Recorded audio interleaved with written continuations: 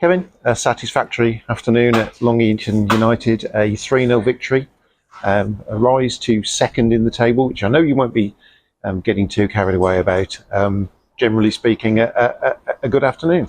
Yeah, I think so. It's important that you get the job done and you take the 3 points. We got ourselves into a fairly comfortable position first half.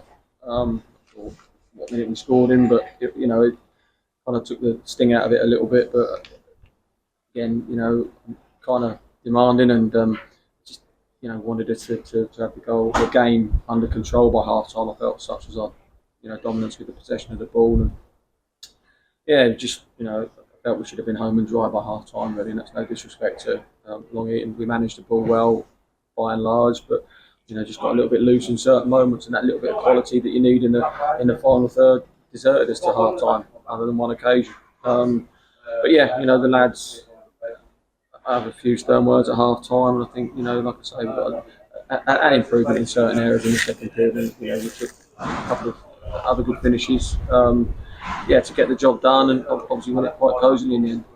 There was a little spell for Long Eaton at the start of that second half. I would imagine probably the words that were said to them at half time were on the basis of they were still only one goal in the game, and then there was still something there for them. So it was important to get that second goal and kill it off. Yeah, I think they did come out with it took us sort of 10 or 15 minutes of the second period to get a grip on it again, and you need that second goal just so that if there are any moments or situations that should arise, that you're not forsaking any point. So I think the wind is, as you can see now, it's a little bit blustery and it's kind of blowing into our faces a little bit, and just adapting your game and adjusting your game to manage the conditions and the opposition. It took us, like I say, that little bit of time, but we definitely came up with the best moments in the game, and some good finishes there to see us over quite comfortably in the end. And again, one of the big points is that we get through the game injury free, and I think hopefully we have. There's no one's reported any further injuries, so it's important that we can regroup and get to the end of the season with most everybody in full health. Sure. You did make a few changes today. In Brandon Hall's case, you've said that confirmed that that's an issue with his ankle, which I think perhaps might be just a bit of a carryover from I think one of the games. I think maybe Sudbury. I think he got a knock on the ankle. Were the other ones, the other changes, more about giving other people minutes rather than injuries? Yeah, I think with everybody fit, you've got to make those difficult decisions, which I welcome as a manager. You want your best players available and to be able to shuffle the pack in any way that you should choose. And yeah, it's one of two. Be disappointed. There'll be a couple of out of the 16 today that are disappointed.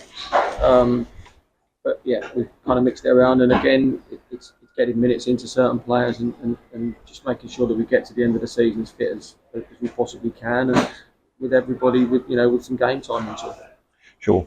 Nice for Ricardo Dinanga to notch a couple of goals. He's not played that much lately either. Matt Stenson, nice to see him get on target as well. You want that sharpness in your forwards and in your in the final third when you're going into a playoff contest, as we know that we are now. I think third place is guaranteed now as a minimum, so it's a home semi-final as well. Yeah, it's important, as I said to the lads in there. there is a real competition for places, and hopefully that remains the case. And it's important that when people have the window of opportunity to go and impress on us, that they want to be in the side and they desperately want to be in the side. It's important they take it. Ricardo trained exceptionally well on Thursday, and yeah, it's the right thing to put him in today. Gave Byron a rest. Ellis on the other side again. Was between the pair of them have come up with our first goal. I think Ellis is a young man, and both can make better decisions at times. But there's certainly there's a talent in both of them, and they've done well for us today.